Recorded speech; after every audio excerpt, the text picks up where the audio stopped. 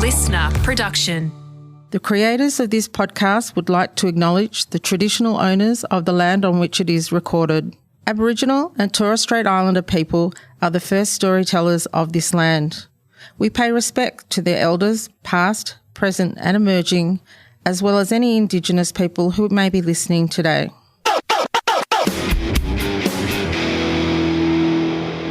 Well, hello and welcome to, this is the first time I've done one of these. So this is a podcast that used to be called TOFOP. It is no longer called TOFOP. There's been a little rebrand. It's called TOFOP With Friends because what we've done, if you're just tuning in for this, maybe you used to go to the old TOFOP feed. All those old podcasts are still there in that feed. But if you've come in because today's guest has been a regular contributor to the old TOFOP feed, all the new podcasts are now in the TOFOP feed. Every day you can find one of the TOFOP shows and they're all in the TOFOP feed. And this is now TOFOP With Friends. And the friend in particular that I'm here with today is none other than Gareth Reynolds. Hello, Gareth Reynolds. Hello, Will. And that was a real tongue twister. TOFOP feed, friends. There's a lot going on there. And I didn't even know I was here for the rebrand. So here's what happened. Charlie and I mean, over the years, so it's so confusing. And the more we talk about it, the more confusing it gets to people. But there was TOFOP, which was Charlie and I. Literally wasn't even called Do you know it wasn't called TOFOP in the first place? No, that's an abbreviation.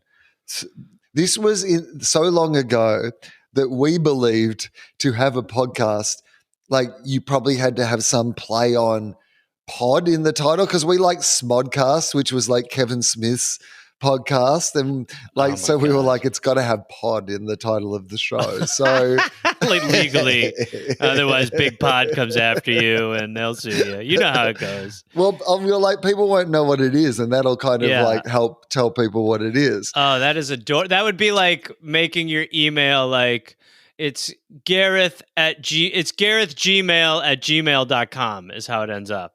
Yes. So 30 Odd Footer Pod was the original name of the podcast. 30 Odd Footer Pod. Welcome to 30 Odd Footer Pod. What does that even mean to you guys? Do people know this? Yeah, I mean, some people know this. This is very interesting to me. Well, that's why I'm getting a Dollop TOFOP. This is a Dollop. This is a DOFOP.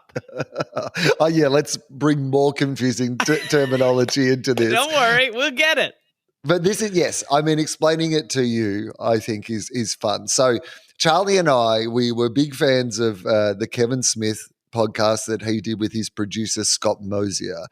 And it kind of gave us the idea, the conversations they would have on that were quite similar to the conversations that Charlie and I would have in the corner of a party smoking a joint. You know, we really related to that. And we were like, I think we could do something like that. And Charlie had done some comedy, but he was an actor. And doing stand-up rooms and stuff hadn't been his, cup of tea. It's the perfect transition, kind of. Right. And it was one of those things where the relationship even between Kevin Smith and his producer was that they were both really funny. Like, one of them wasn't a professional comedian, but they were both, them talking to each other was really funny. So that was the blueprint. And so Charlie and I came up with a list of... How did you meet Charlie? Can I even ask that real quick? Sure, we can go way back. That's right. This is now. Now is absolutely a dollar. All right, we're in, baby. How did that happen? Yeah, okay. I'm going to say 2001. Whoa, dude! I think I'm going to have to sue you and me. This can't happen. I think around probably the year 2001. I'm going to guess. That's just a guess, but Charlie was some friends with some other friends of mine, some younger guys, slightly younger, that I knew through the comedy scene, just a couple of years younger, and we had some mutual friends in common, and we met through that. So we were friends of friends, really. Okay. And then we got rid of the mutual. No, we didn't get rid of all the mutual friends. We shifted off some of the mutual friends. And you moved them away, and you and Charlie stayed home. Yeah, we were, Yeah. we were just like, we're keeping this. You Yeah. guys don't need to be Yeah. here anymore, but Yeah. we're going to keep Yeah. this. And so we would have these dumb conversations in the corner of these parties. And so we decided that we were going to start a podcast. And back in the day when, I mean, podcasts were around, but they were very rare. This was the early days. And the first, there'd been Australian podcasts before, but the first of the first generation of recognizable sort of Australian comedy podcasts were about to begin. And so we didn't really know what we were doing at all, and we didn't really have anybody that we could ask, you know? So I love that too, because surely there was. It was just, but who? right? Like, who would we ask? I don't know. Kevin Smith? Are we allowed to ask him? It was that nascent. It was that early where there was no. There would none really that be we no one. knew. No. Right. Okay. All right. So you were very ground floor. Yeah. Like, Okay. yes. Well, all right. Yes. Okay. I mean, there was others, just not ones that we were aware Right. of. I get it. Okay. So, I mean, Yeah. still, that's pretty. All right. I get it. I came in late. I just like met Dave and I was like, how do you do it? Oh, yeah. I mean, he was already like onto his second one by the time he found you. You're a real good rebound relationship. I was a great rebound. I banged the shit out of him.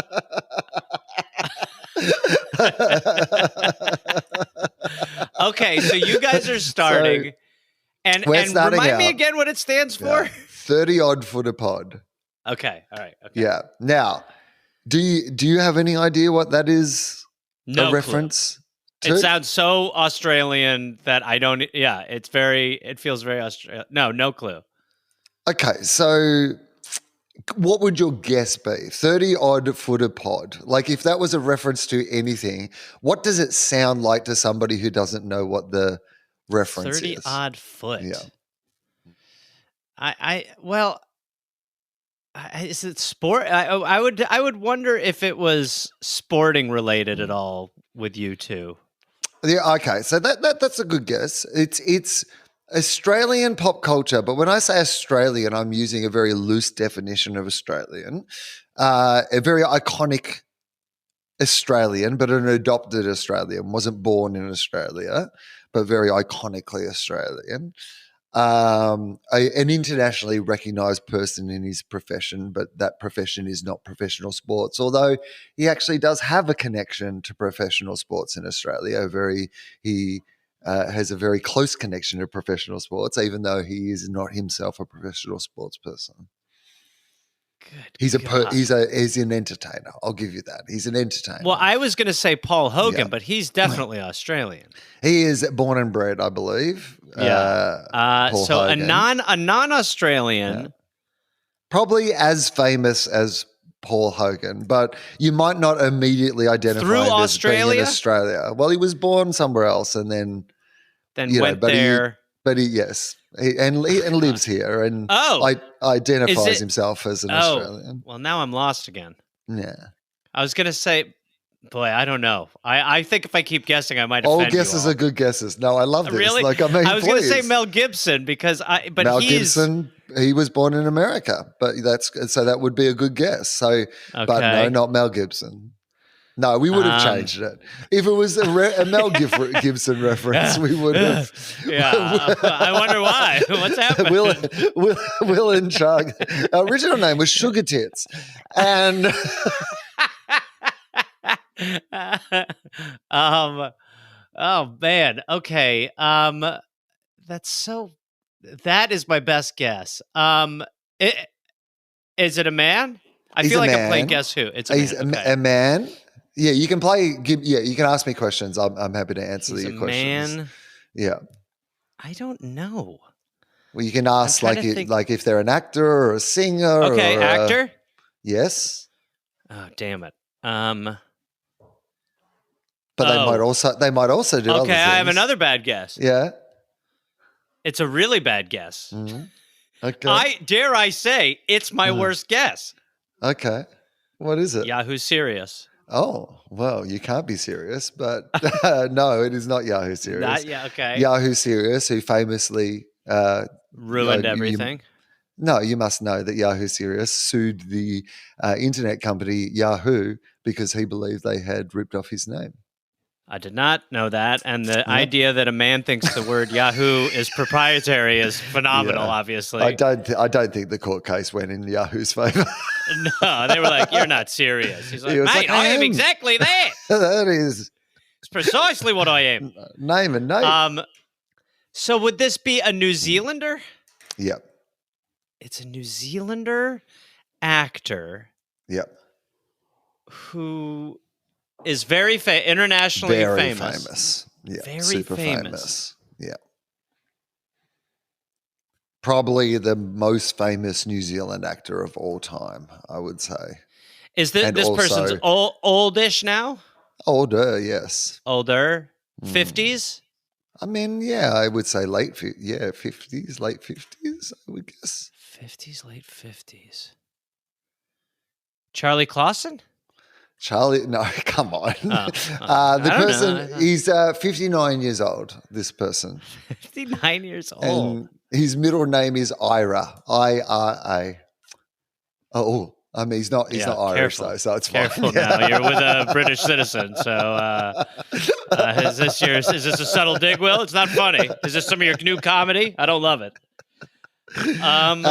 He was born in New Zealand. He spent 10 years of his childhood in Australia and moved there permanently at the age of 21.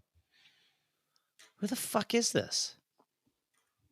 Have they been in something big recently?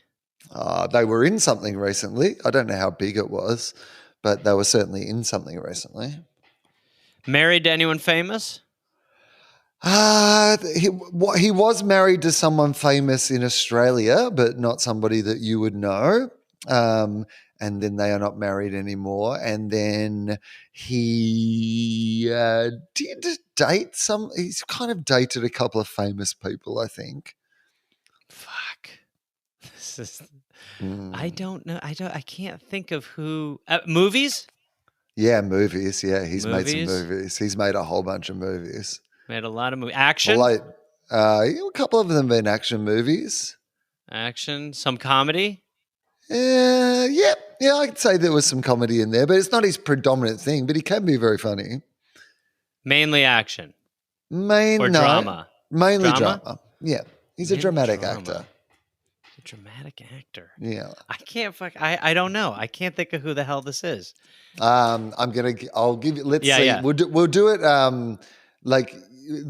I'll just go through as much of this. This is very much like the Dollop right now. Until you can work out who it is. Here we go. So I've told you the first bit. He's earned various accolades for his acting, including an Academy Award, 2 Golden Globe Awards, and a British Academy Film Award. Wow. All of them. BAFTA, Oscar, Golden Globe. Yep. 50s, drama. Yep. Ira. Here we go. Crowe began acting in Australia. Oh, you son of a bitch. There he is. There he is. Sweet Russell. Oh, man. Yes. We've made so many jokes about him. So I didn't realize he was Kiwi. I didn't know that. Yeah, born in New Zealand, but adopted Australia, and we adopted him. So, yes, Russell Crowe. And so Russell Crowe, as well as being a fabulous actor, around the time that we were starting the podcast, was going through that phase where he was, throwing phones at people at hotels and reading ridiculous poems at things and then getting cut off and complaining that his poem had been cut off. And it was but he was also at the height of his just brilliant acting performance after brilliant acting performance. He was just... Yeah, on fire. Yeah, and just a big... All the things that made him great also kind of made him a bit ridiculous. And right.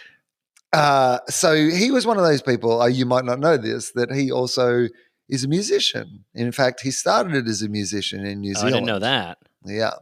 So I knew I know his music is not... We don't know his music as well, maybe for a reason, is the diplomatic way of putting it. Yeah, it does fine. It's kind of quite inoffensive, charming, side project. It has a following. Some of it's actually, really quite nice music. But you're absolutely right. It's like it is absolutely a side project, an indulgence. And but he started wanting to be a rock star, and the name of his act. So it wasn't Russell Crowe. He decided he needed a bit more of a showbiz name.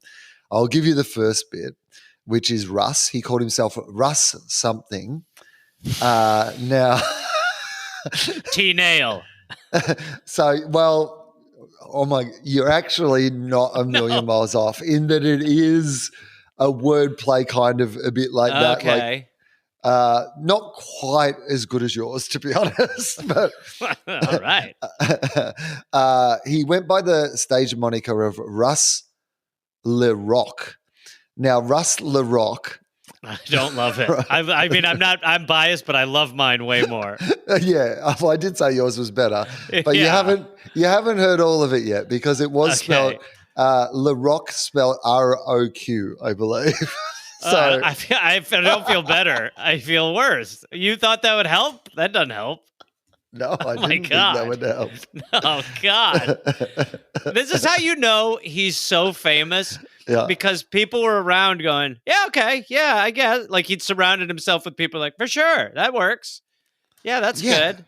And there's this Australian movie called Romper Stomper that he was what kind of his breakout performance where he played like a neo-Nazi, which is just like, he was one of those guys that as soon as you saw him act, you're like, oh yeah, okay, this guy's really good at this. Like, there's just something about what he brings to it that and when he's at his best, he is like, he's got some, then sometimes he just there's other things that just don't seem quite as good. But when he's really good, he's amazing. But he had this band, and the name of his band, do you remember what I bet you don't. But here we go. No, I can't. I can't believe his a name Russell of the band. Crowe dollop. We're not even it's not even a TOFOP dollop anymore. It's a Russell Crowe dollop. It's morphing. So Russell had a band, and the name of his band was 30 Odd Foot of Grunt. What? What's the last word? Grunt. I can never remember. So hang on. Here we go. His music career. I'm on Wikipedia now. So in the 1980s, Crowe, under the name of Russ Le Rock with a Q, recorded a song titled "I Want to Be Like Marlon Brando." That was the name of his song. Yeah. Okay, here we go. In the 1980s, Crowe and friend Billie Dean Cochran formed a band, Roman Antics.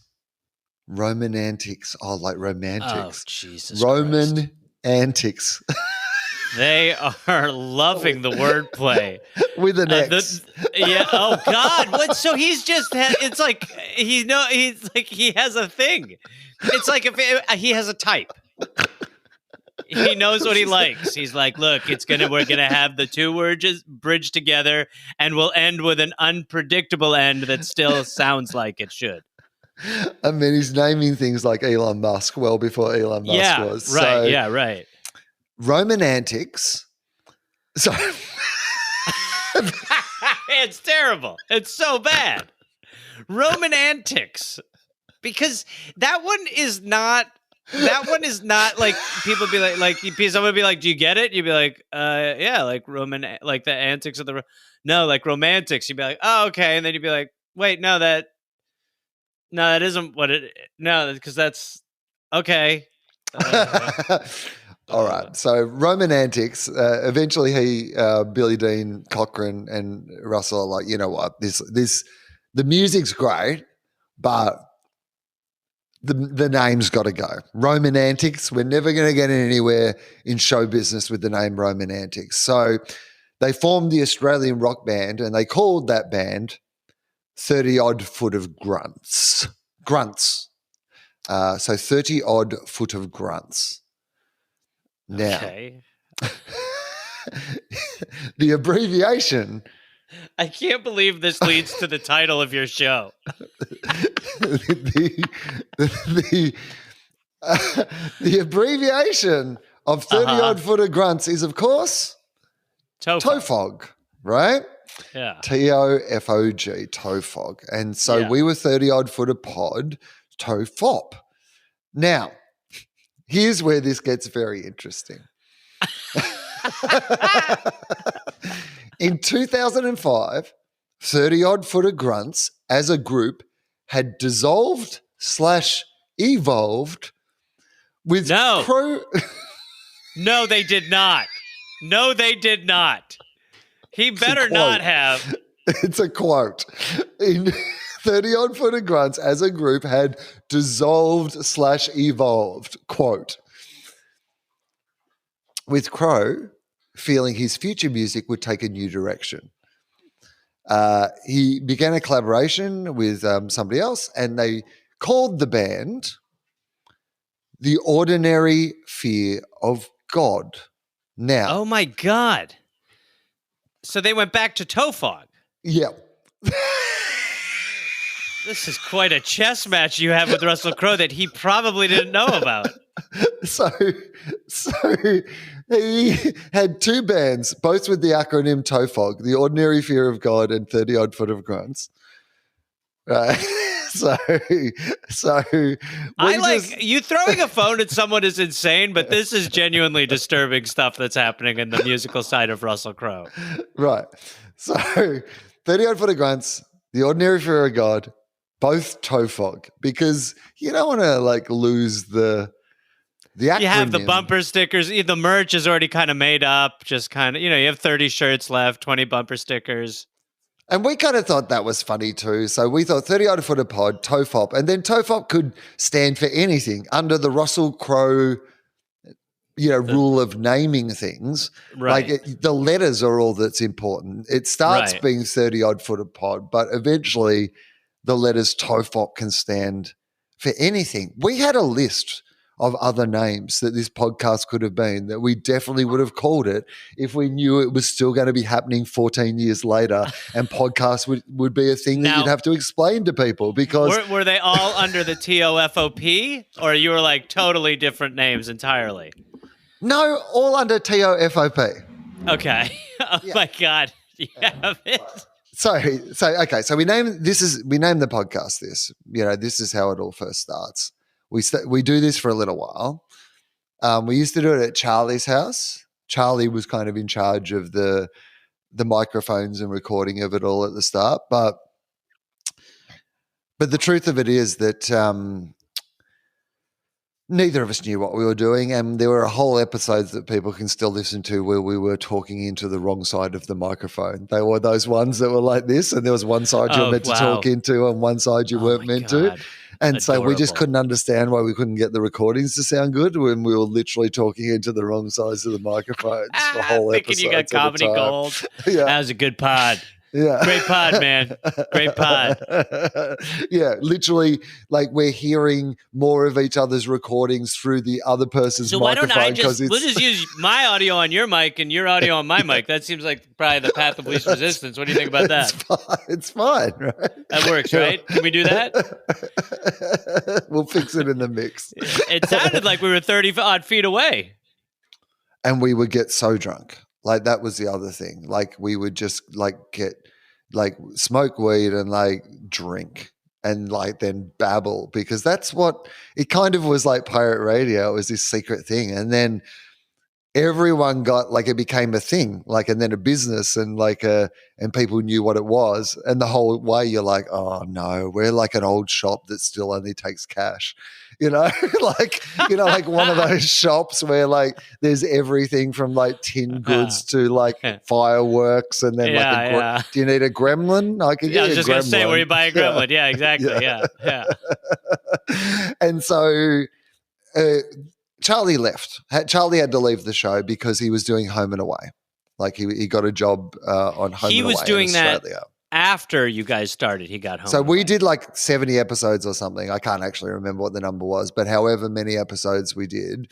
And then none of my employers, by the way, I was at the time gainfully employed in several jobs, none of which any of the employers I don't think even knew I was doing a podcast and did not care one way or the other whether I was doing a podcast or not. But Charlie got a role on Home and Away. And for our American listeners who might not know what Home and Away is a nightly, huge Australian TV show. It's been running forever. It's like set at a beach in Sydney, with a bunch of young people and old people around this like beachside community. And it's just been like a nightly soap.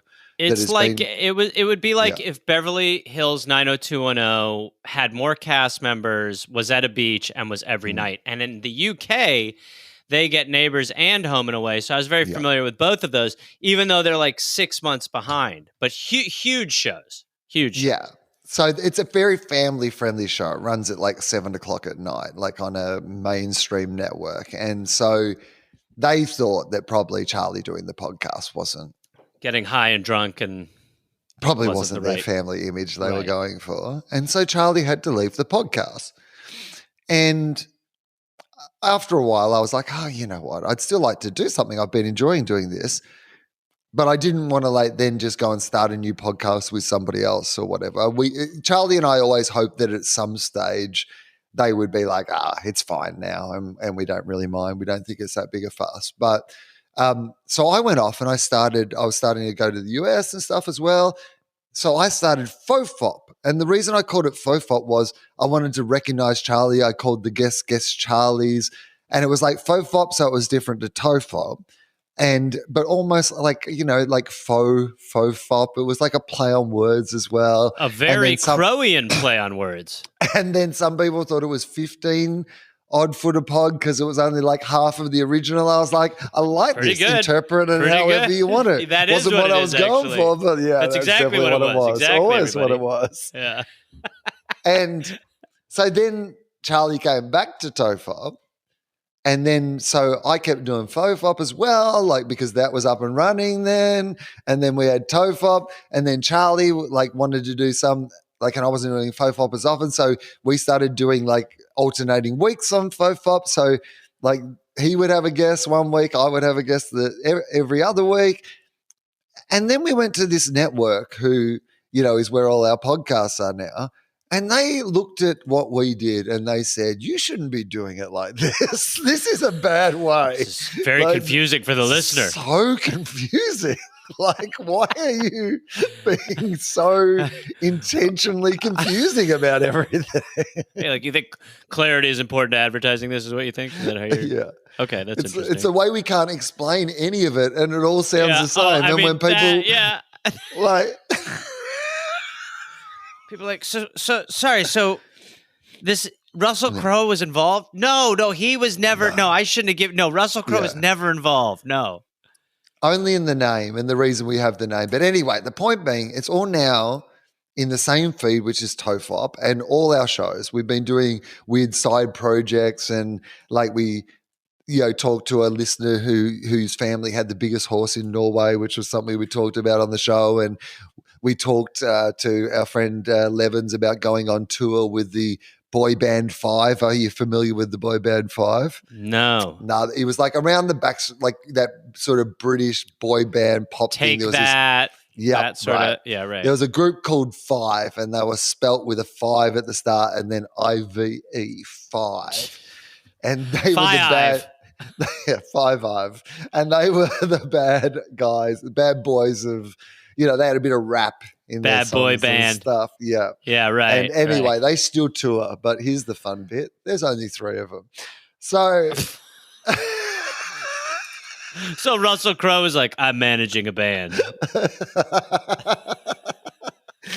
It's fun. You can find it all in the same place. It is called TOFOP. You found this. This is where it is now. That was my little explanation. Fucking funny. To you That's and so the interesting. listeners. Because I've when I first, it's one of those things where I would tweet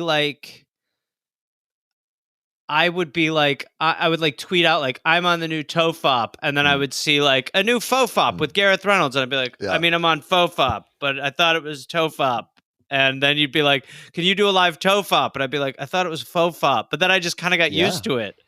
It was That's the right. guest one's a FOFOP. Okay, Yeah, it's great. Yeah, That's a great origin story.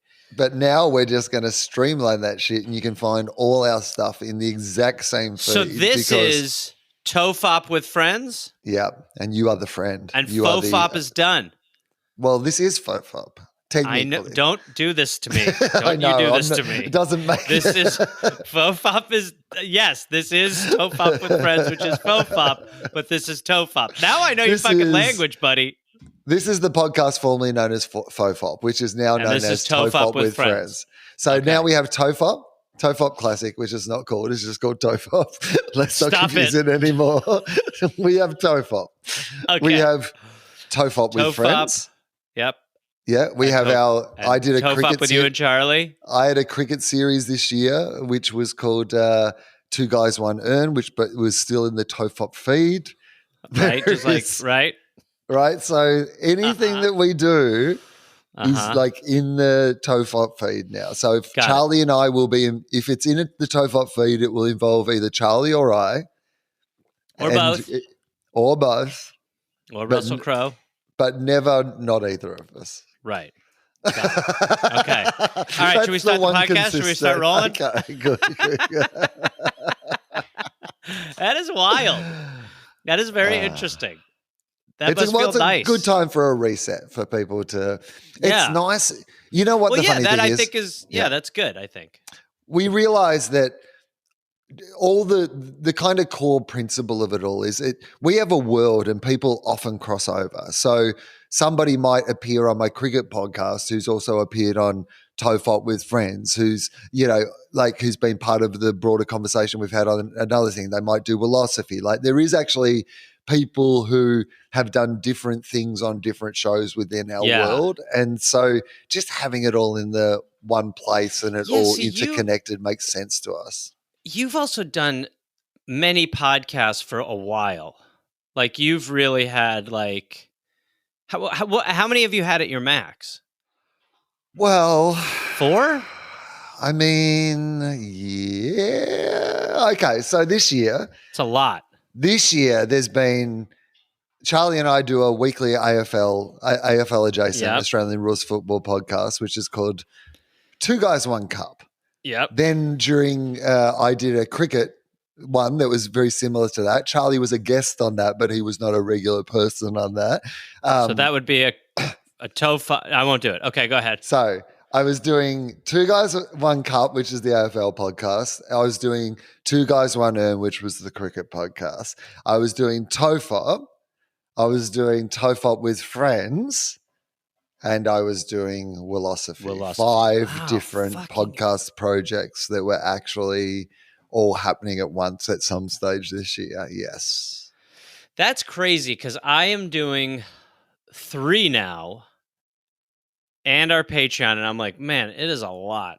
It's like a lot of hustling around and like to be able to like go on tour and stuff is hard with all of that as well because you owe people podcasts. So I can't imagine doing 5 because I had a friend the other night. I was talking to her and she was like, we should do a podcast together. She's a great comedian. And I was like, I just can't, that is not possible right now. I mean, I've just had to stop having other conversations.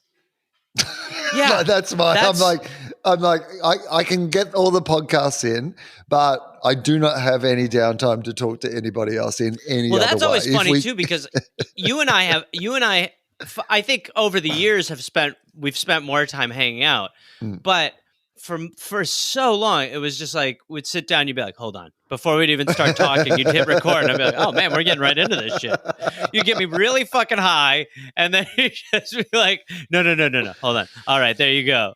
Like, so it is very much like capture it all. But I think that's really smart. I mean, I think that, but that is, it's wild. I think it's like, especially right now when you look at like the writer's strike and all that shit and the actor's strike, there are so many people who wish they had this. When I talk to people who are not involved in the world of podcasts or even stand-up, they are like, man, I should have probably done something like that, because it's what's great about it is that the self-starting, like ability to just do it whenever and just do as many as you like, and it's content and all that, which now I know a lot of people who are envious of, you know? Well, I mean, look, there is also too much, there is. Yeah. So I just have had a period where I'm in between TV shows. So I've been banking some philosophy episodes. So I've been having like 2 hour, quite in-depth conversations with people sometimes. And like, normally I would like to just do one in a day. I've been doing two in a day just to get through some. And there's been some days where I've done three in a day. And by the end of like a 6 hour in-depth conversation, like, like you just like, that was too much. That was That's a actually too lot. much. That's too much. I'm real That tired is a from lot. all this talking. I know. How do you feel like it does to how do you feel your throat handles all that? Do you ever feel like your throat is getting raw or anything if you're gigging a lot and you're doing a ton of podcasts? No, my throat's okay. What about you? Like, what's your, like, do you? When it's really firing, it can be hard. I limit, as opposed to limiting my healthy, good conversations, I'm actually like limiting my voice. Like my dad was calling me a couple times and he was like, "Can you talk today or are you not talking outside of shows again?" And I was like, Jesus, that when you put it like that, that makes me sound psychotic. It does. But also, yeah, it does. I was my instruments don't, and then I'm going up there going like, so my cat, I tried to get my cat to use the toilet. But also so- at the same time, people are paying you to do a job. Like that's how you earn your living, and you do have some sort of responsibility to like present yourself in good shape for that experience. Like when I was younger and used to party more, like it was actually not the shows that were killing my voice. It was the late night in the bars, shouting over people and all that sort of stuff that actually was really what ruined it. So now that I'm not doing that, I don't. That's what I had to. That's really where I got to because I've been doing like one-nighters, and I've done maybe the last 2 straight stand-up tours I've done were probably like, like 17 shows and 15 nights, or like 15 shows and 14 nights, like some version of that. So you are just, doing an hour 15, whatever, every night. And I was drinking on the one where I did, I think, the 15 shows. And towards the end, my voice did start to get shot. I think from a combination of things. I don't think it was just like from booze, and I wasn't even drinking that much. I mean, I just had like a couple nights where I went out and, got drunk. But then when I went to do the last one, I was like, I'm not drinking. And I do think like it has just become, I don't, and I know you don't drink anymore, right? No, I mean, I'm not, signed up to that as a lifelong philosophy necessarily. But you drink. Yeah, I mean, I've had like you smoke weed more than you drink. Yeah, absolutely. And See, like, I don't smoke weed anymore at all. At all. Yeah, listen to you. Yes, this is the right reaction. I smoked weed. I had 2 hits on the Burt Kreischer cooking show maybe 2 weeks ago, and that was the first weed I'd smoked in like a year and a half, maybe more. I haven't smoked any weed. I took an edible with Burt Kreischer on the road. And then I 2 hits, but outside of that, nothing. And it's insane. I mean, I was Bong. I was 11 a.m. Mate, Bong rip. You were hiding in a cupboard so that you wouldn't get arrested to smoke weed. Like You're talking, for those of you who don't understand, Will is accurate that I had a pot closet at a house I was renting in Idaho. Yes, I had a pot closet. I mean, that wasn't the year that you took off smoking weed. The year that you had to hide that was a year of closet. abundance. That year was heavy smoking a lot of weed. I was in the closet. I just had, oh man, I had, the day that I came home and realized my cat had knocked my bong over in my pot closet, I was like, man, this is a low for like 8 different reasons.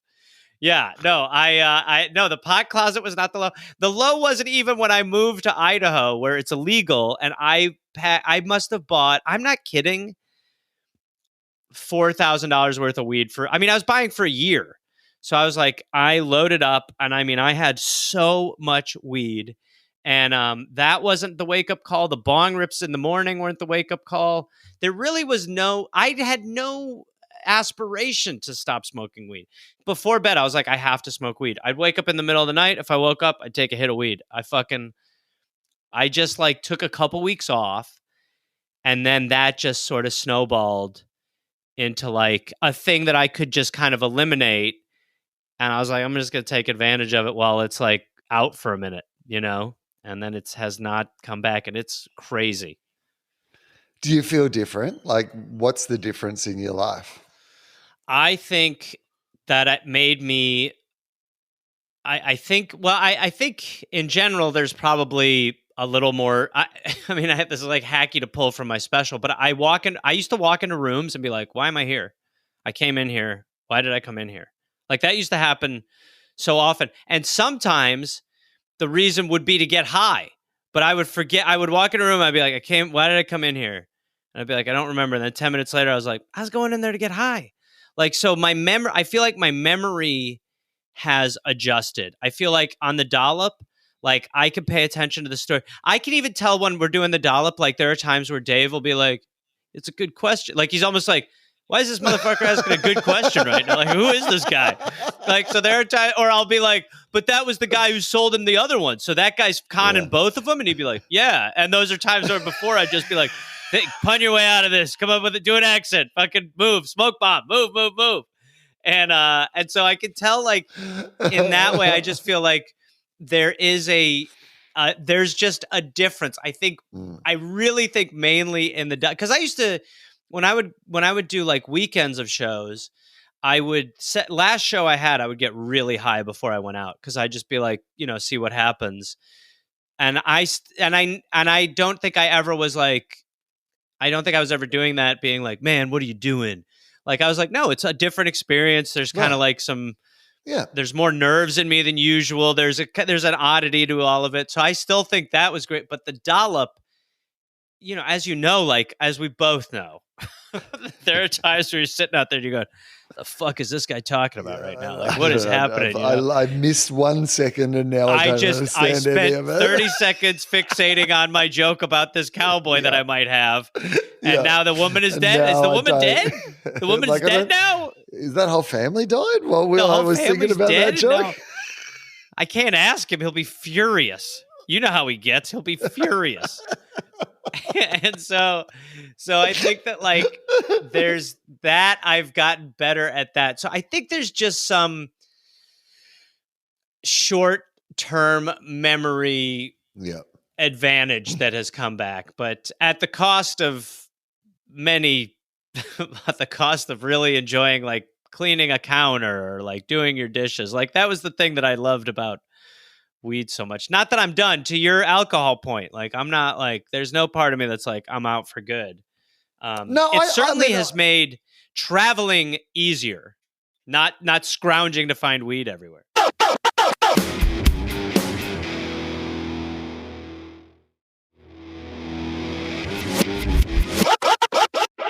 I think that it's interesting at all times to be able to stop doing something, right?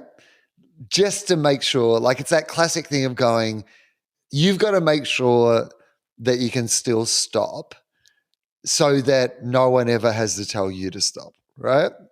Like, because the worst thing I think when you see the people who fully stopped at parties, you're like, ooh, that's tough. And those people listening are probably like, it's awesome. It's like, trust me. Well, I mean, just the fact that you have to get to that point, and I understand that people do, but I don't want to ever be the one who, like, that can't do anything again. Like, I've chosen. So, like, with drinking, like, I caught up with a friend and we went to, like, a Mexican restaurant, and, like, I had a beer recently, like, and that was probably the first beer I'd had in, like, 3 months. But just like, one. And I had one beer, like, and it's like, so still, if the occasion, like, if it's something like that, I'd be still happy to have a drink. But it's literally like less than half a dozen drinks a year, So getting drunk is kind of out. Well, yeah, not desirable. It doesn't feel desirable to me at the moment, right? Like, so I think I've got the pain thing as well, right? So what I noticed was that, like, it would be harder for me to give up the weed. I could, like, cut down, like, would probably be a good idea. But, like, it would be harder for me to give it up because of the pain benefits that it has. Yeah. But it's also the same with the drinking. It's the opposite.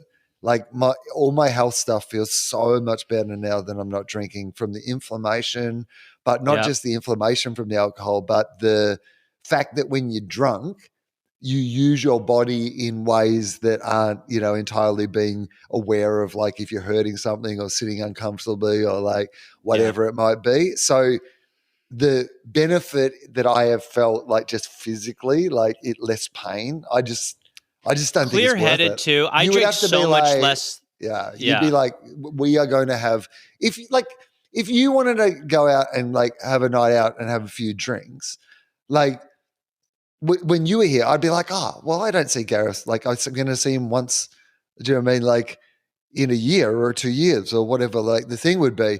I'd still be up for doing something like that. But I'm sure that by like my third drink or my fourth drink, I'd just be like, well, that was great. Thanks very much. That's what happens to me too, is like, it is a bummer. I'm like I had a friend come stay with me for a night and we got drunk, but not what my traditional drunk would be. Everything has become so much less. And when I go on the road, I'll have some drinks, but I don't get drunk. There's never like, and which eventually turns into like, well, why do I even need a couple drinks if I'm not getting drunk? Like that starts to kind of play. So I drink so much less than all of it is just so much less than it used to be. Like when I think of 2020, that guy was a goddamn hero. He was like, that year was over. He had a pot closet. He was like, bottle of wine a night is not a problem at all. And it's to what you're saying. I think it is true. It's important sometimes to put it down to go like, oh yeah, I'm fine. So you can do it forever. But I also just go like, I'm just not even doing it like with much point anymore. There are a few times where I'll be like, okay, I'm going to get drunk with a buddy. For a special occasion.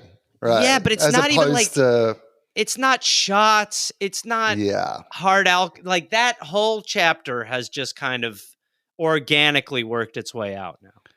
I found that a friend of mine was like talking about having gone to some party where everybody was like taking recreational drugs, right? Like, and when I say recreational drugs, I mean like, like people had like got cocaine or whatever at this party. And like, there was just this part of me that was so aware that I was like, oh, did I stop taking drugs? Like, I was like, I must have stopped taking drugs at some stage. When did that happen? Like, and I don't really count like mushrooms or like weed as like taking drugs. So not drugs of earth. Yeah. Can't count. But like those sort of drugs, like that sort of like, I was like, when did that happen? And then I was trying to remember. I don't know, but like ages ago. Like without me ever. You never signed off. Never. You got swindled. Still consider myself to be like sort of person who would do something like that. But apparently I am not. And then I realized that every time there had been a situation in which like, something like that might have happened, I had made an adult choice. Like I was in the middle of a work thing, or then it was like COVID and it seemed irresponsible, or if blah, blah, blah, blah, blah, blah, blah, or whatever it was, right? And I was like, okay, well, it was just a series of adult decisions that like led you to the moment that you're at. So now it feels like going back would be a real, like it has more weight to it, Yeah, You're it's like, bigger. What it's am I doing? It's like a wrestler coming back to the ring and they're like, I thought he was dead. And well, what would be interesting would be for you to just follow the thread of wanting to be included in a Coke session, but actually when you get into the stall being like, I just wanted to see the old gang and not do anything. Oh, no, see, but that's the other thing is like I could never do any of that part of it. Like the idea that I would like go into a bathroom with someone or like blah blah blah. No, thank you. No, that's over. That is definitely over. Well, you also optically look at your age and you're just like, it's getting pathetic. That is actually getting like that's like sad. That's like and it's not going to be in public. That's the other thing. No, for you especially. Yeah, it's not any of these things. I'd be like page 6 on on some like loser paper where they'd be like, Gary podcaster, I'd be like, Gary podcast, they call you. Yeah, Gary podcaster. Yeah, I don't know. There would be no, but you, yeah, it's different. It's different. But also just even like in like take, press or whatever out of it, just as a general vibe. Like you don't want to be that like fucked up dude in public, like, but also that's not a good vibe. But like, would I ever do that again? Yes. But You what I have some realize people I at the have, house. yeah, but Yeah. I've turned into like the warnings you give teenagers, because literally when I thought that through, I was like, yeah, but like, what if I die? Like, because there was just part of me that was like, I'm old enough now that like just doing something dumb like that after not doing it for so long. It's a bad legacy. Maybe I'll die and then everyone will like think that I did it all the time, and it'll be like the one time that I'd done it in like all that time, and then I that's died. why just keep a goodbye note there for just if ever this happens. Just like a note that it's not a take my own life note, but just if it did, it was a one-off. Yeah. Or maybe you just write that before you take it. Just, I'm down to party. Let me just write the note just in case this doesn't work out. Do you think that would bum people out though? If like No, I started that's a good writing like vibe. just I in love case that I vibe. die. All right, hold on. I'll be right. We'll take those in 1 minute. I'm excited to do this. I just got to go to the room and write the if I'm off note. Yeah. How long does it take to kick in? Because I've got to write myself a note. All right, let's take these because I gotta go. I gotta go dictate some stuff. I gotta go talk to text in the bathroom for 20 minutes. Get this right. I'm gonna eat. Can I CC everybody on that email just so we all have that? Just so. Sorry, I'm not trying to be not trying to throw off the vibe. Why is everyone so negative? We're gonna live. Hey, let me say something real quick to everybody. We are gonna live. We are gonna live. I just have 2 shows right now. I have 8 podcasts. So it's just sort of I wanna. They'd be talking. They'd be talking. Okay? Thank you. Let's get everyone's email before this shit kicks in, if that's cool. I'm going to BCC. I don't want to make it all creepy, but you're all on it. I shouldn't have signed a goodbye forever. Don't read it now. Don't read it now. Hey, do not read that now. Does everyone hear me? That is not for now. I actually delete it after this. As soon as you see it, delete that. That is not to be read. That is not to be distributed in any way. For the last time, Dan, we're gonna make it. God. Who wants to shit? Everyone's so negative. This energy is not... I shouldn't have taken Molly with y'all. Y'all are not a party.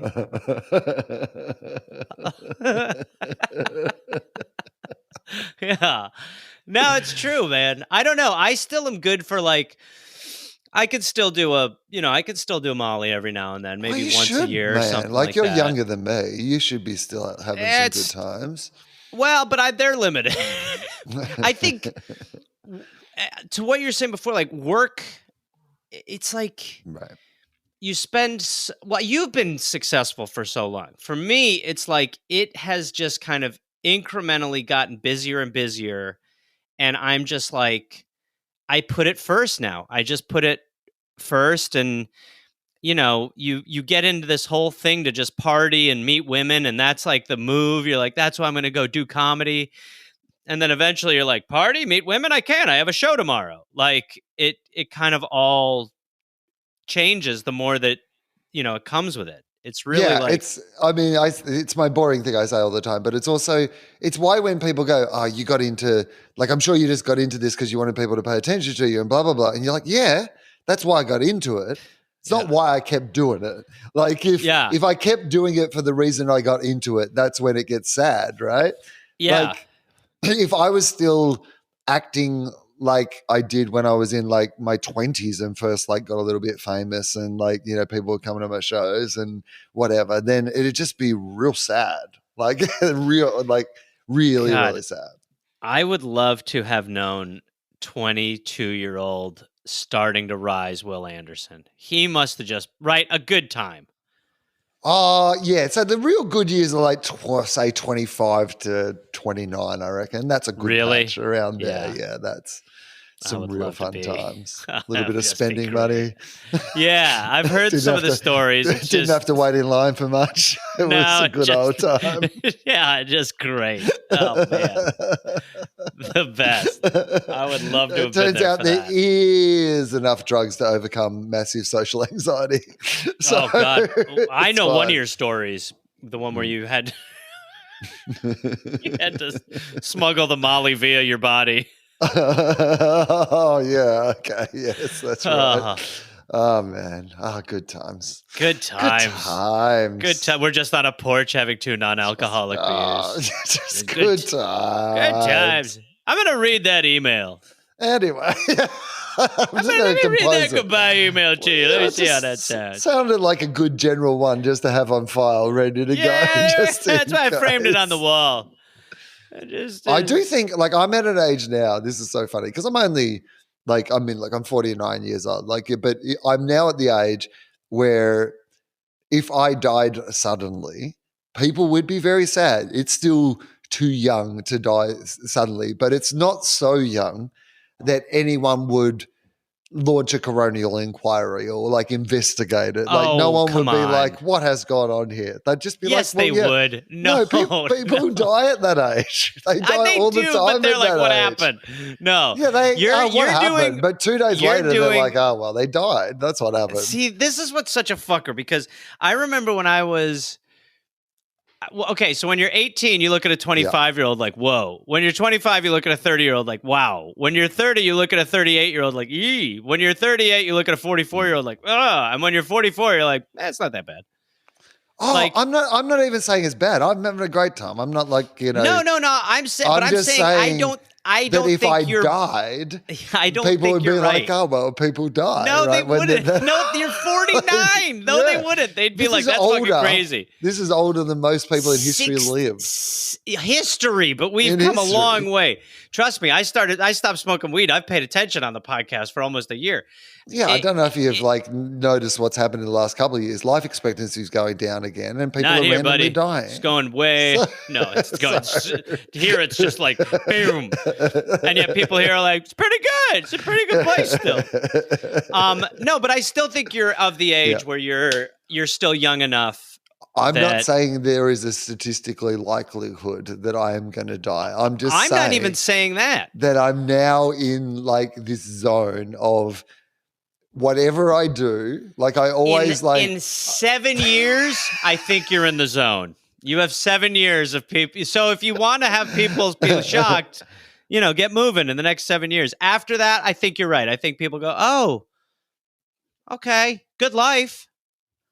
Yeah, I know. I think that people would think it was prematurely early, but I'm just saying in my own preparations, like I should have all those things ready to go. Do you know what I mean? Like if I do want to write like a note to everybody, like I'm just saying it might be time to just like think of a note. Like I can update it yearly. It can just be in a file on the computer, but it's like ready to go just in case. For a man who loves puns, how great is it that the last thing that happens for you after you die is they read your will? That's right. 1 hour. Compulsory. At the Melbourne Comedy Festival. Yeah. That's right. His one last show. I mean, that's actually probably the way I should do it, right? I should just start writing the show, which is this thing. Like it's the reading of my will.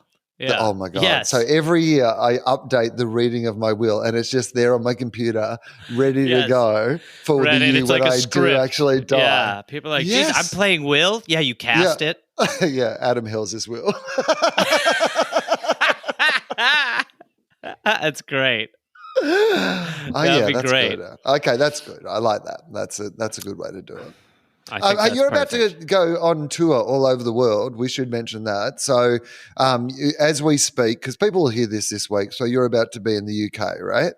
I'm about to be in the UK. I'll be in Glasgow on the 13th, London on the 15th, then Birmingham on the 20th, and then Manchester and Bristol right around there as well. And that's and GarethReynolds.com for all those tickets. And then I'll be in Australia, where you live, I believe, if memory serves. It is where I live. And I'm there from November 10th, Melbourne, and then where's Northbridge? What is that actually? I mean, Northbridge, is it in Western Australia? Sure. Northbridge. Oh, New South Wales? Northbridge, New South where are you in Northbridge? I'm at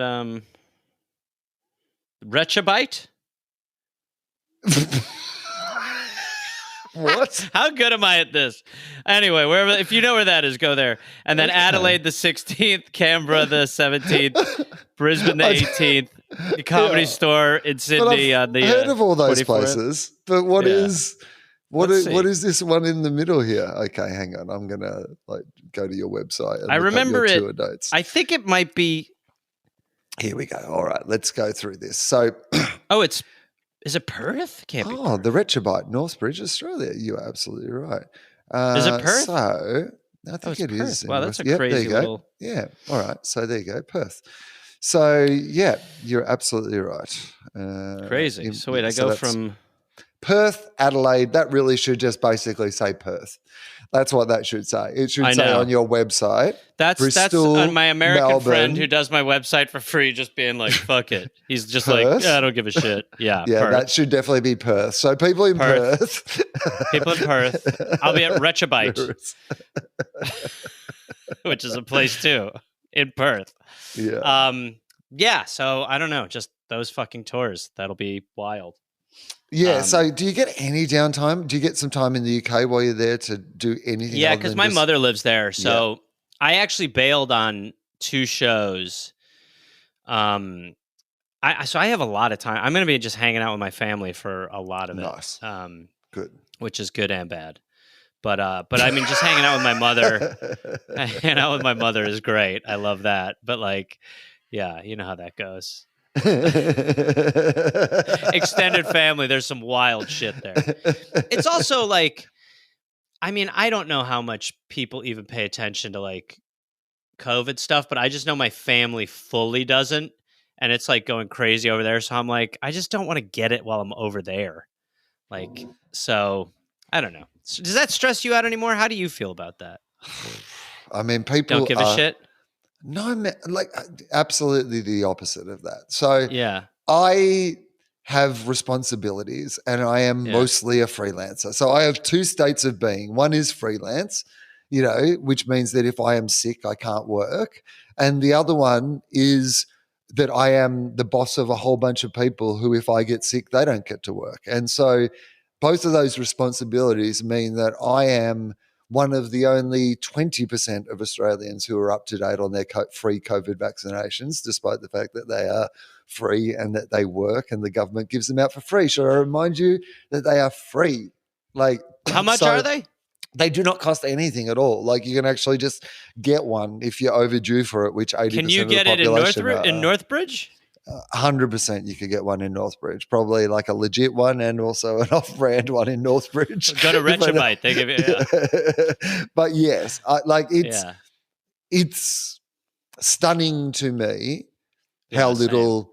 Like, I just had this week. I was doing a TV promo shoot and someone there. And again, I'm not blaming this person because I don't know anything about their circumstance.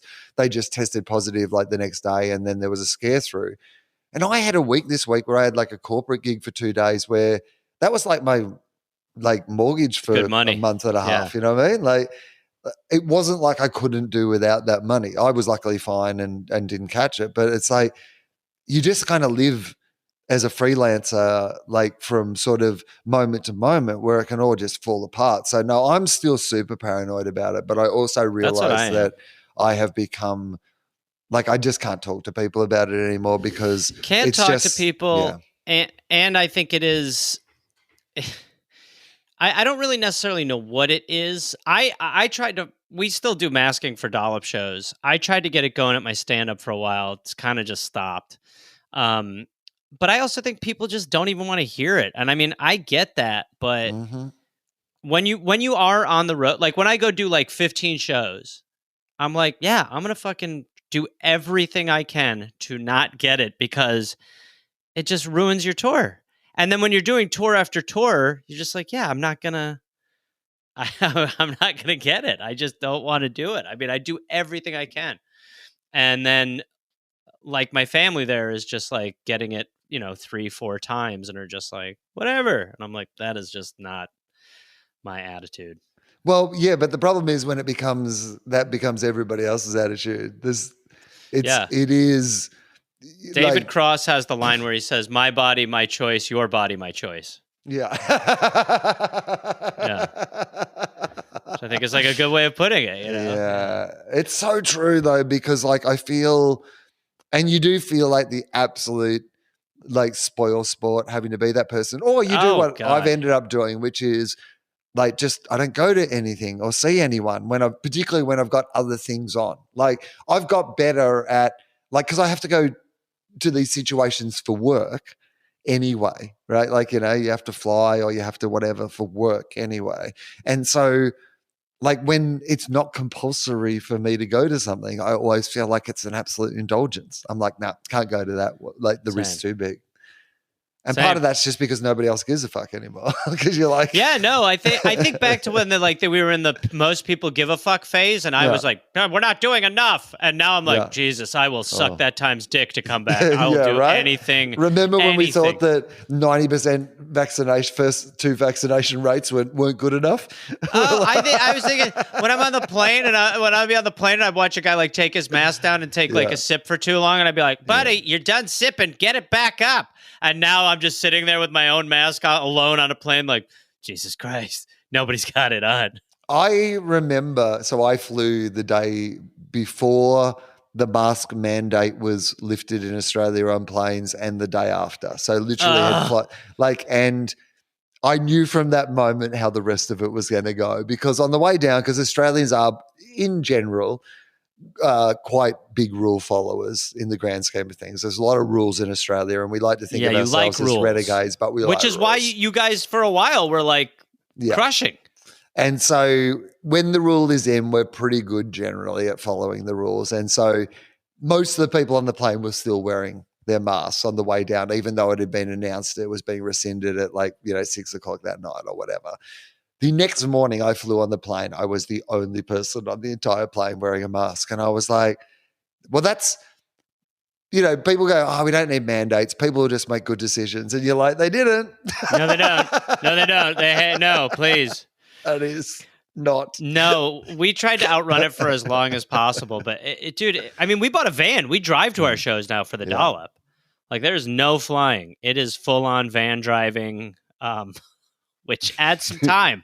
You'd be surprised. It's a pretty big country, it turns out. It adds a little bit of time. It's going to be a tough commute from the UK to Australia as well, by the way. I'm figuring that one out. Don't worry. Well, the good news is I drive home in between, and then I drive from America to Australia. So I have that. I have that time back. So I have that here to kind of get the oil change, figure it out, wiper fluid, all that, blah, blah, blah. Yeah. No, crazy, man. It's just the craziest shit. I do think that all the time. Like when I'm up on stage sometimes, I'll there was the show a couple weeks ago. The dude up front was fucking coughing his tits off. Yeah. And I was just like, God damn it. Like it's hard. You know how you compartmentalize stuff when you're on stage? Like, that part of so instead of having that, like thinking about other stuff, I'm just going, that guy's dying. That man is dying. Well, like you've honestly now, like in my opinion, got to explain your cough in public. Like if it is harmless, if it's like, I will, if I've got a bit of a sniffly nose or I'm sneezing because of hay fever, I will actually say to people, like, that's just my hay fever. I'm not unwell. But anytime I hear a cough now, I'm like, what was that cough? Coughs in comedy. That? I think back to what was that? So we used to just hear coughs. Yeah. And you used to just hear sneezes and you'd be like, whatever. That better be smoking related. Now I have like Terminator eye where I'm like sweating. Daughter looks sick. Like I'm just like, who is he? What's his deal? Size him up. Front row. Oh, fuck. There's some shows where I'm just like, I think they're just like, you seem horrible. Get up front. Just cough at the man where they're like, it almost incentivizes you to not be funny. Where you're just like, what else did I want to tell you? Oh, a dog very close to me passed away recently. That was really hard for me. That was super tough. I had this bit in this year's show that was the edgiest material I've ever done just because you can tell, because it was pro the people in the audience wearing the mask. And you can tell by percentages that was like, not, 0.5% of the audience and there's 1,000 people who are not on your side. They've literally not wearing on their face their decision to not be on side in this joke. You know, like it's the most visual representation of not for us. And I would say this to them as I was doing the bit, but I still had to do the bit because I was like, I can't, because all I ever think is if like an alien arrived and you had to explain to them like what we're doing now, like it'd just be, a lot of it'd be real hard to justify, right? Oh my God. Like the one, so much. Yeah, just so much. Oh, dude, I mean, an alien would be like, shouldn't you be extinct? And we'd be like, we're trying. We're really, we are so in the process. We're trying as fast as possible. Well, when you look at my country, you're just like, what the fuck is going on right now? I mean, it is just full on over. It's just, it's like, you know, that's what I have an aunt who lives in England and she's like, it's not very good here either. And I'm like, don't even try to bring your country to an America fight. You don't bring UK to an America fight. That is just, you can't hang. Yeah, your country sucks. No doubt. It's going down the toilet. It's a fucking problem. You're run by banks as well. Still, you are doing so much better than this place. I mean, this place is just over. We drive, like I said, we drive across it all the time. The places that are lovely are the places where none of us are. You drive through these beautiful, like, mountain ranges or just beautiful green, and it's lovely. And then you get to cities and you're like, aliens just need to come here and just wipe us off. It's so bad. I mean, you must think about how you don't come here anymore and just be like, that was the best call I've ever made. It's so bad. Like somebody asked me that, like in good faith the other day. Jackie Cation. I was having a chat to the lovely Jackie Cation and she asked if I was coming back. And in my head, I was like, for what? Fuck no. Like, to laugh at you from a box? Like, I don't know what would motivate me. Like, by the way, Australia also has its own troubles, but like, don't bring Australia to an America fight. I'm not. I'm absolutely. I used to joke about the fact that sometimes when I'd first arrived in America, it felt a little like America was already like you're out with a couple that were fighting in front of you, you know, totally. And you're like, oh, this is not my fight to get involved with, and I'm not going to pick a side. That's but so like, it's a bit awkward that I'm still here. But now it's just like, you left him and he's back. He's back. He's been to prison, but now he's back and like. I mean, everything. Listen, Will. Yeah. Don't get involved. Yeah. No, nuts. Well, the fact that he existed to begin with is just astronomically impossible. But fool me once, like, you know. The fact that he got elected president once is just insane. The fact that he did all that shit and he's probably going to be president again is just like, we are living it. And we are living inside of that stuff. It's like a thrown away Black Mirror script where they're like, I don't even know what it's about. This is too much. Yeah. There's no point. What is the point of it? I don't think there's no theme. There's no point. It's just kind of negative drivel of darkness where why would I?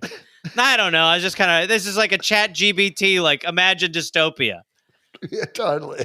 Yeah. It's just so meandery, pointless, horrid, and here right now it's just we're all just sitting here. It's just like being in the car with like a wasted driver, just like, oh fuck, like we all think we're probably gonna die, but nobody wants to be rude and be like, should you have water? Also, there is this element of, we've seen these stories play out in different countries, but we just associate them with like a Zimbabwe or some like regime that has like, where you like hear on the news that they're about to re-elect like their last leader who was in prison for 9 years Duarte for corruption or whatever. Erdogan or Putin. Yeah. And you're like, okay, well that makes it, but like this, like it's America doing that now. It's like if America wasn't America, we would be like strategizing as to how to save America. Yeah. That's like, yes, you're absolutely right. If America was another country, and the way that you would save it would be with your military and then make it worse. But the truth of it is that... sorry, I'm going to jump in, AKA save it. Go ahead, keep going. Okay. Thank you. 47 yeah, of course. Yeah. Yeah. That's right. Save it. Drop a bunch of bombs, hurt kids and adults. Yeah, save it. Help it. Make a bunch of money for us. Take their oil. Help it. Make it. Good. You know how we do it. It's a good model. But yeah, it's like you might want to sort your own shit out first, right? I know the idea that we're keeping our eyes on the Venezuelan election. You're like, dude, just shut the fuck up. Shut up, you fat junkie. It's like Elvis being like, I'm going to police the buffet. It's like, buddy, you have donuts in your beard. The fuck are you talking about? No, you're not. I just want to make sure nobody has any weird concoctions up there. You have banana and peanut butter on your face. Some people might be eating weird stuff. I was watching the, is it Shane Gillies? Is that his name? Shane Gillis, yeah. Shane Gillis. He comes after y'all. Yeah, he just did his special America. and he, number one country in the world, America. Hey, name a better one. Bingo. Name can't. a better one. Name it. Can't. I just don't. No. You had a minute and you didn't do it. The timer is off. The time's What's your category? Give us a list of categories and we'll run you through. Well, I gave you about 4 seconds and nothing came to mind. I think that says a lot. Okay, I love you didn't name any. I love that he like the joke is literally name a better country. You can't. Like Shane Gillis is making that joke to an American crowd. Like if you just went name another country, there would be a lot of that crowd that wouldn't be able Hawaii. Yeah, okay. Hawaii. Yeah, no, that is the thing about this country is that it is the most patriotic, and it is just I learned this so early because my family I was always going to England, and I was like, oh my God, England is so much better. Like I just liked England way more for a ton of reasons. But no, there's so many Americans who are just like, can't beat it and have never been anywhere else. I mean, that's the only way to believe that. It's completely. Technically. The only people who believe it, exactly, are the people who've never gone anywhere else. Nowhere else. Yep. Because if they did, they'd be like, man, Helsinki's pretty good, But you'd be like, the way of life a light rail. Yeah. Oh my God, there's not as much trash. There's only one homeless guy in this city? That's crazy. And they all love him. Yeah, he's the mayor. He's the mayor, and everybody seems to really respect him. So the person who has it worst runs the country. That's interesting. Oh, man. Yeah, but instead it's like, no, that is exactly it. It's just it's full of that. And it is full on nightmare. I would be it's almost worth, and you're not going to do this, but it would just be a great little documentary to watch you walk around California again and just be like, what the fuck is going on here? What happened? America.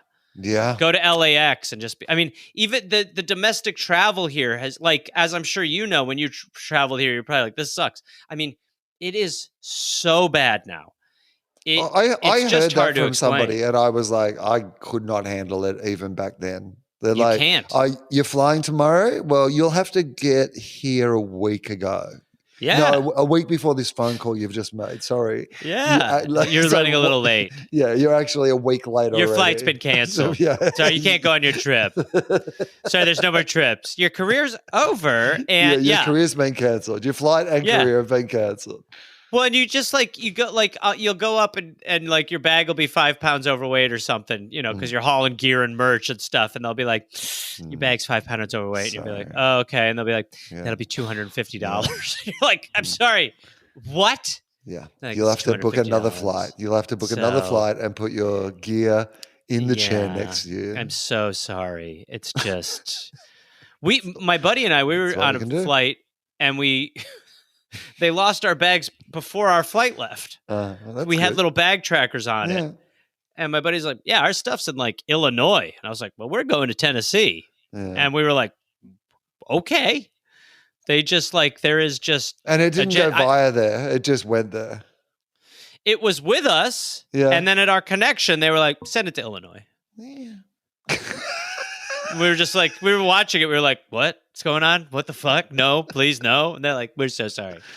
We just thought your bags would have a better time near Chicago. Is that crazy? Like, that's legally crazy. That's absolutely insane. Doesn't seem like the best plan. You would have thought that you keep them We like our stuff. with you. Like as a general vibe, as a general starting position. Just like it's like someone was like, fuck these guys. Yeah. Like it had to be like, that's the only thing that makes sense. Someone was genuinely like, I hate him. Someone was like, Gareth Reynolds, that guy's a dickhead. Yeah. But then my buddy's bag too, so they're like, I think this belongs to his friend. Yeah. Yeah, or like probably... 30 of us were just like, or like when you go to like, oh man, every part of it is bonkers. Like even now you have like, you have the TSA pre-check, which again is a fee. So you pay. Yeah. Do you have that there? Do you guys have something like that there? The closest equivalent is like the only real thing is like, for business class passengers or whatever, there might be a priority lane, but no. But like, man, that's the 80s, baby. That's the 80s. What the fuck you talk? No. Now you're like, so you have TSA. It's nuts. You walk through it, and you're like, so I'm in total recall. You have TSA pre-check. Yeah. So that means you don't have to take your shoes off. You get to keep your belt on. That they charge you for that, but it's, whatever. But now there's Clear. Do you know what Clear is? Did they have Clear when you were here? No. So Clear now are the people who can join Clear, and it's a different screening fee. It's a lot more. And they cut you. Clear cuts everybody. But what do you mean? They just have to go up and get their retina scanned. And you're just like, that's probably not the coolest thing to do. And so these people are like, excuse me. And they're just like, getting their eyeball scanned. And then they're like, we got a Clear person. You're like, bro, you're just dishing out your eyeball information. So but also, how is that extra security? Like, have they background checked these people? Is that what happens? Is that the? Now that you mention it, yes, but I can't. I can't make the connection of that and eyeballs. I don't have that math. Todd Rivers, what a great eyeball! Get over here. But it also just feels like something that as a security measure, that doesn't. Like, so you just weren't allowed to have whatever do their bags still have to go through the x-ray machines and stuff? I think they do, yes. Okay, all right. But they just get to cut everybody. I don't know. I just know that every time I'm there, I'm like, so the eyeball people are like... But that's a lot of like that airline industry is just like this idea of like offering one price. Like this is what your flight costs, but then, would you like a seat that's going to cost this? And if you'd like an assigned seat or the bag or the whatever, right? But also the assigning of the seats, the way that's all done. The way they board. Yeah. The whole boarding, because you got to wait. You have to do here. I don't know if it's like that there. Here, 24 hours in advance on the fucking dot. You check in. That means you're getting as good of a boarding group as possible. So you're like, ooh, I got zone 2. Okay, that's pretty good. I'll probably be able to get my bag on. Then you go there, and it just starts, and you're just like, zone 2, I should probably get pretty close because it's zone 2 time. And then you get up there, and they're just like, all right, we'd just like to invite our main cabin priority first class passengers. And you're like, oh, well, that's not me. And then they're like, our super select group passengers. You're like, oh, okay, I guess that's next. And then they're like, anyone traveling with a small child? You're like, okay, cool. Anyone who served in the armed services? All right. Our Comfort Plus? You're like, what the fuck is going on right now? They're like, our premier package seating? You're like, when do you get to the fucking numbers, lady? Everyone's on the goddamn plane. And then they're like, zone 1, and you're like, so what? Zone 2's last. Zone 2's last. Why the fuck did I get up at 6:05? Set a goddamn alarm. I mean, but this is right. That is what it's like. And it's a horrible experience. It was always a horrible experience. Like Australian air travel has got worse as well during this time. Still better though. Oh, so much better. Like, yeah. I've often said human luggage. You feel like human luggage. Like people back in the day, because I used, you know how it is. Like, you take 2-4 flights a week if you're doing a weekend based on, if you have your connections or whatever.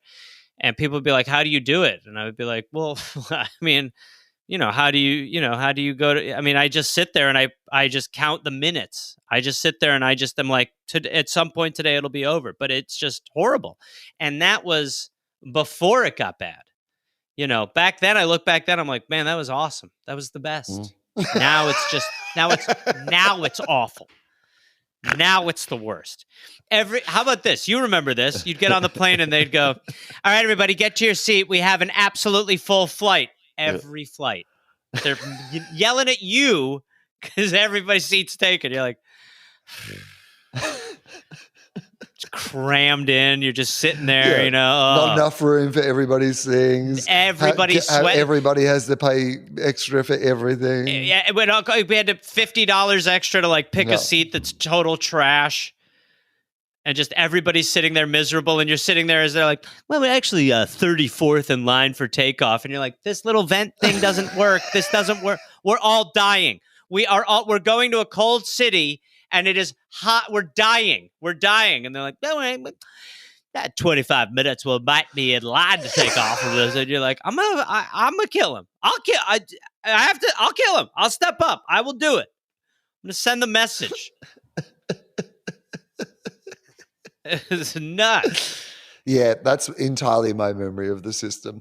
I miss it. I am very aware of the fact that you also do actually have to fly overseas soon. So I thank you for doing the show today. I really appreciate it. My it's so pleasure. nice Thank you for having me as your first TOFOP and Friends.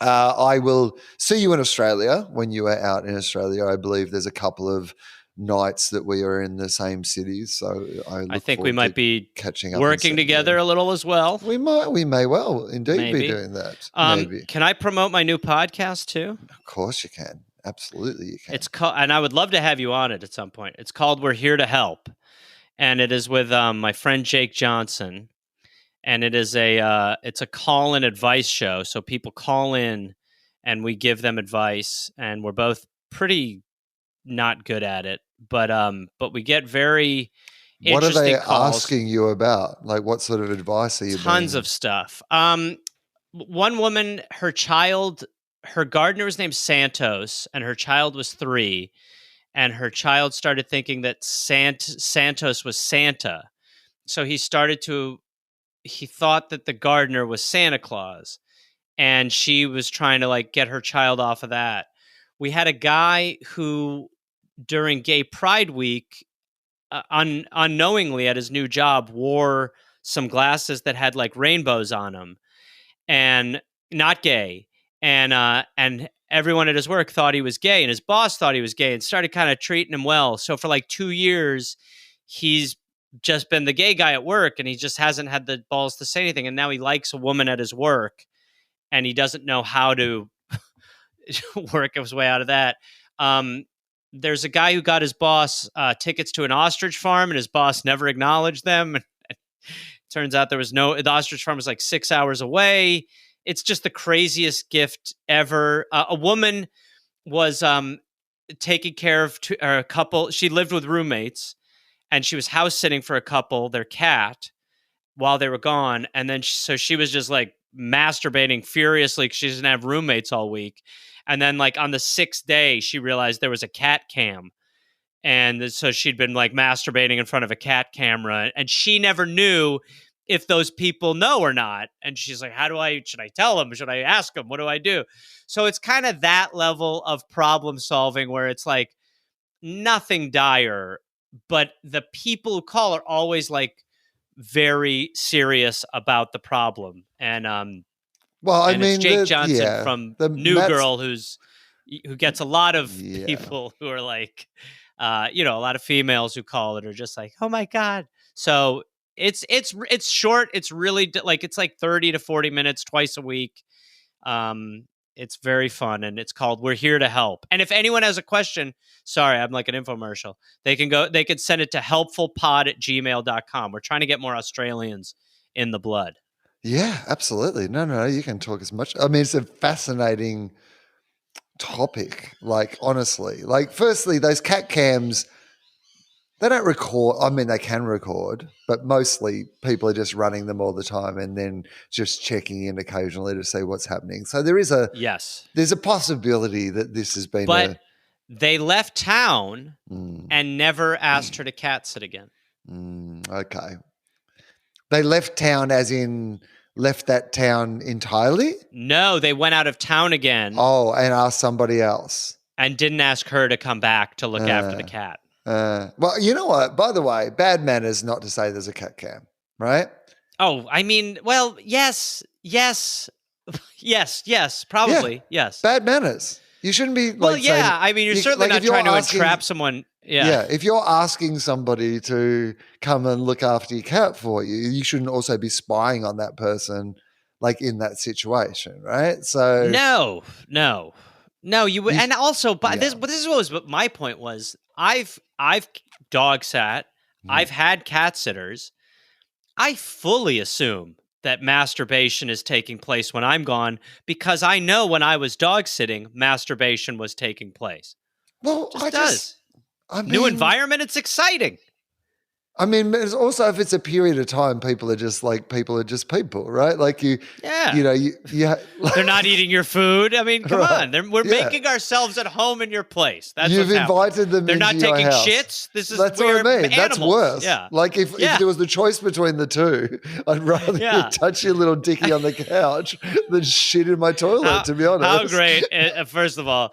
That is the greatest thing ever. And the idea that you're like, this might seem, can you just not shit here? Is that possible for you to just away games only? Is that possible?